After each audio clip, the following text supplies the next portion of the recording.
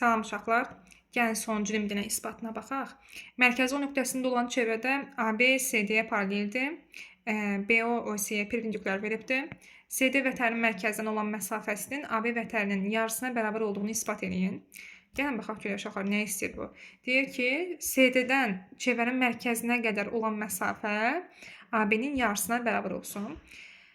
OC nəyimizdir? OC radiusumuzdur. OB də həmçinin çevrənin radiusudur. Mən bu xətti uşaqlar tam olaraq uzatsam, təbii ki, CD-yə qədər olan məsafə söylüyor. Məsafə varsa nə edirdik? Perpendikulyar endirməliyik, yəni 90 dərəcə endirməliyik.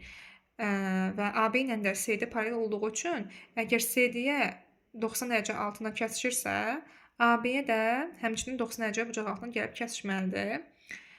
Nə edə bilərik uşaqlar?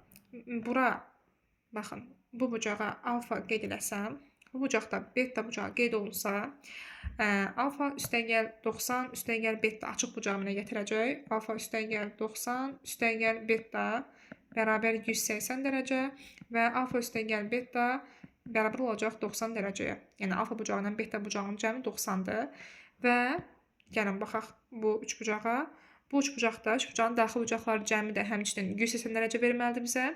Yəni hesablayaq uşaqlar. Əgər bura 90-dırsa, bura alfadırsa, bu bucaqla həmin o B bucağının adını adlandırmadığım B bucağının qiymətləri cəmi sənə 90 verməlidir. Baxıram ki, alfanın üzərinə nə əlavə etsək 90 verər?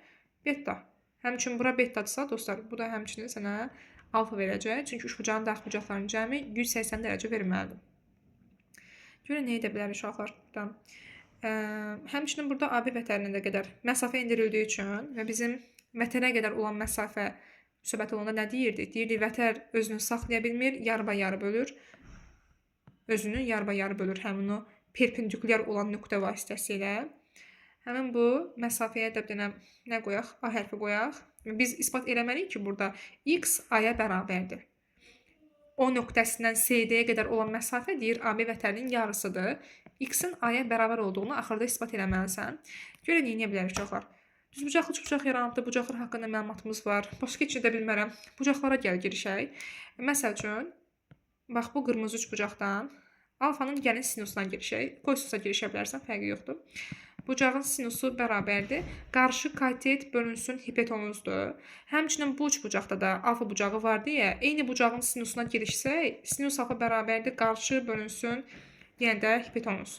Və baxırsaq ki, eyni bucağın sinuslarıdır. Eyni bucağın sinuslarına söhbət gedirsə, bunların cavabları eyni olmalıdır. Fərqli olmaq şansı yoxdur. Məxəcəli ixtisar aparsaq, isbat olundu ki, artıq həqiqətən də AX-ə bərabərdir. Məsəl üçün, uşaqlar, isbat sualları belədir. Yəni, çox da isbat sualında özünüzü kasmayın. Çünki qaydalardır, sadəcə tətbiq edirsiniz.